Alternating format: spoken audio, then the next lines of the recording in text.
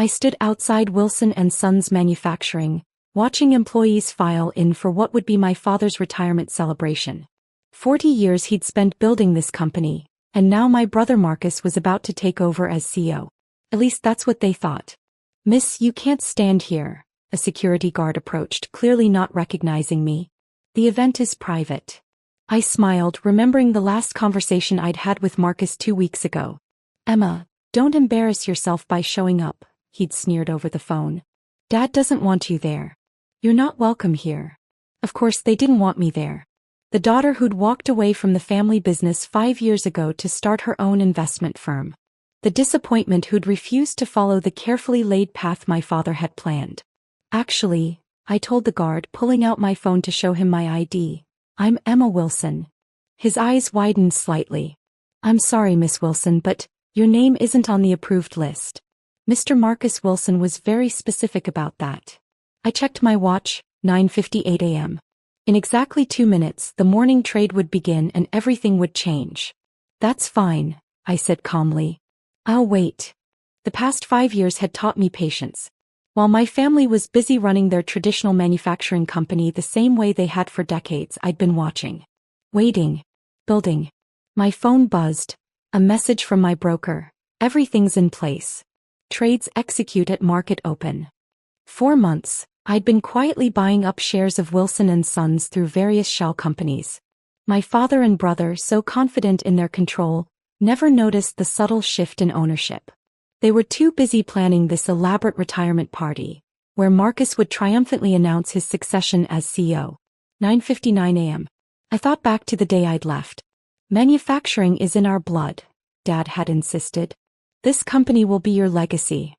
But I'd seen the warning signs, the outdated technology, the inefficient processes, the growing competition from more innovative companies. When I tried to suggest changes, Marcus had laughed. "Leave the business decisions to those who understand them, little sister." 10 a.m. My phone lit up with notifications. The trades were executing. Years of careful planning, millions of dollars in strategic investments, all culminating in this moment. Through the glass doors, I could see the party starting to gather in the main lobby. Employees in their best attire, champagne being poured, my father preparing to give his farewell speech. Another message from my broker. "Acquisition complete. 51% ownership confirmed." I straightened my blazer and walked toward the entrance. This time when the security guard moved to stop me, my phone rang.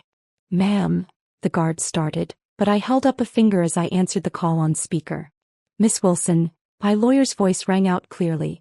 "I'm pleased to inform you that as of this moment, you are the majority shareholder of Wilson and Sons Manufacturing. Would you like me to inform the board?" The security guard's jaw dropped. I smiled, putting my phone away. "I don't think that will be necessary. I'll tell them myself." As I pushed open the glass doors, I caught sight of Marcus at the podium, getting ready to announce his promotion to CEO. Dad sat in the front row, beaming with pride at his son, completely unaware that their carefully laid plans were about to crumble. "You're not supposed to be here," Marcus hissed, spotting me as I walked in. "Security." I kept walking, my heels clicking against the marble floor. The room grew quiet, employees turning to watch the drama unfold. "Actually, brother dear," I said loud enough for everyone to hear, "I think you'll find I'm exactly where I need to be." I pulled out my phone, ready to show them the confirmation of my ownership. 5 years of being the family outcast had led to this moment. "After all," I added, watching Marcus's face turn pale as realization dawned, "shouldn't the majority shareholder be present for such an important company announcement?" The champagne glasses stopped clinking. My father stood up slowly, confusion etched across his face. And this was just the beginning. The silence in the lobby was absolute. Marcus gripped the podium so hard his knuckles turned white, while Dad stared at me like he was seeing a ghost. "What did you just say?" Marcus's voice cracked slightly. I held up my phone, projecting the stock ownership documentation onto the large screen behind him. The same screen where he'd planned to showcase his grand vision as CEO. "As of exactly 10 a.m. today," I announced, my voice carrying through the stunned room, "I own 51% of Wilson and Sons Manufacturing. Would you like to see the paperwork, brother?" "Impossible," Dad finally spoke, rising from his chair. "The family owns controlling interest. We always have. I smiled, remembering all the condescending lectures about business I'd endured over the years. Did any of you bother to track the shell companies buying up shares over the last 3 years?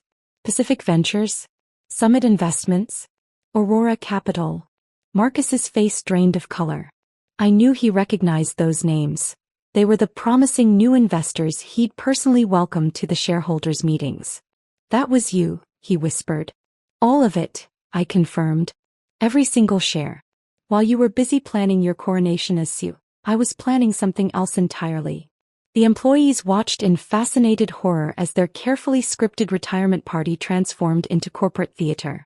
Sandra from accounting actually had her phone out, probably recording everything. This is a trick, Marcus declared, trying to regain control. Dad, she's lying. She has to be. I nodded to Jerry, my lawyer, who had quietly entered the lobby. He began distributing copies of the ownership documents to the board members present. The Securities and Exchange Commission filing has already been completed, Jerry announced.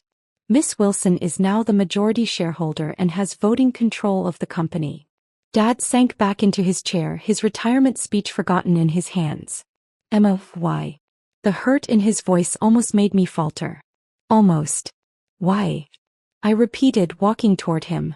Because 5 years ago, when I tried to tell you this company needed to modernize, to adapt, you told me I didn't understand business. When I presented a detailed plan for digital transformation, Marcus threw it in the trash and called it cute. I turned to address the gathered employees. This company has amazing potential. Dedicated workers. Solid foundation. But under current leadership, we're falling behind. Our competitors are innovating while we cling to outdated methods. Marcus tried to interrupt, but I continued. Did you know our main competitor's manufacturing efficiency is 40% higher than ours? That we're losing contracts because our technology is 10 years behind. The board members were flipping through the documents, murmuring amongst themselves. I could see the moment they realized that not only had I acquired controlling interest, but I'd also developed a comprehensive modernization strategy. You're going to destroy everything Dad built, Marcus accused, but his voice lacked conviction. No, I corrected him. I'm going to save it. I pulled up another presentation on the screen. My vision for Wilson and Sons. New manufacturing technologies, automated systems, green energy implementation, and employee development programs. This is what I tried to show you 5 years ago, I said, meeting Dad's eyes. This is why I left. Not to abandon the company, but to learn how to save it. The room was silent as the numbers spoke for themselves. Projected efficiency increases, cost savings, revenue growth, all meticulously researched and planned. The board meeting will convene in 1 hour, I announced. We'll discuss the leadership transition and implementation of the modernization plan. Marcus stepped down from the podium, his retirement speech never delivered. You can't just walk in here and take over, he protested, but we both knew he was wrong. I already had. Dad stood up again, looking older than I'd ever seen him. The company was supposed to go to your brother, he said quietly. It was always supposed to be Marcus. No, Dad, I replied, equally quiet. The company was supposed to go to whoever could lead it best. As the employees began to disperse, whispering among themselves, I caught sight of my reflection in the lobby windows. I saw what they were all seeing. Not the daughter who'd walked away, but the woman who'd come back stronger. The next hour would change everything. The question was, were they ready for what came next? The boardroom felt smaller than I remembered, though nothing had changed except the power dynamics within it. 12 pairs of eyes watched me take my seat at the head of the table, the chair that had been my father's for 4 decades. Marcus sat as far away as possible, his jaw clenched. Dad chose the middle of the table, a neutral position that spoke volumes. The rest of the board members seemed to be holding their breath, waiting to see how this corporate drama would unfold. Before we begin, I said, opening my laptop, I want to address the elephant in the room. Yes, I orchestrated a takeover of my own family's company. Yes, I did it secretly. And yes, I did it today of all days. On Dad's retirement, Marcus cut in bitterly. Real classy, Emma. I met his gaze steadily. I chose today because I wanted to stop you from making announcements you couldn't fulfill.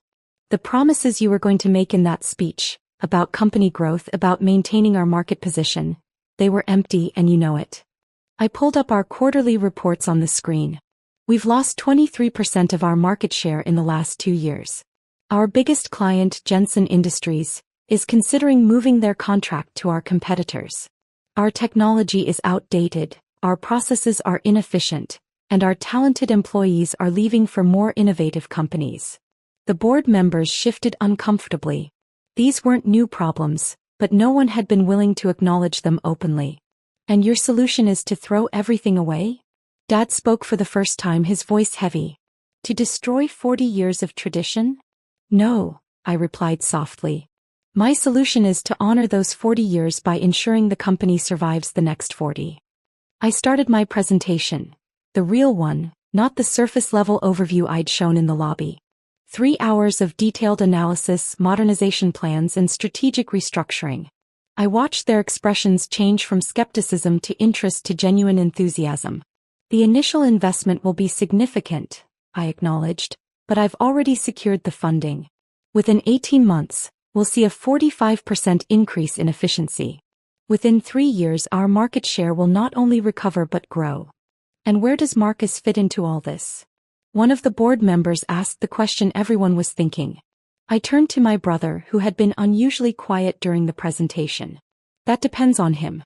The position of head of operations is open, if he wants it. Marcus's head snapped up. What? You know this company inside and out, I said.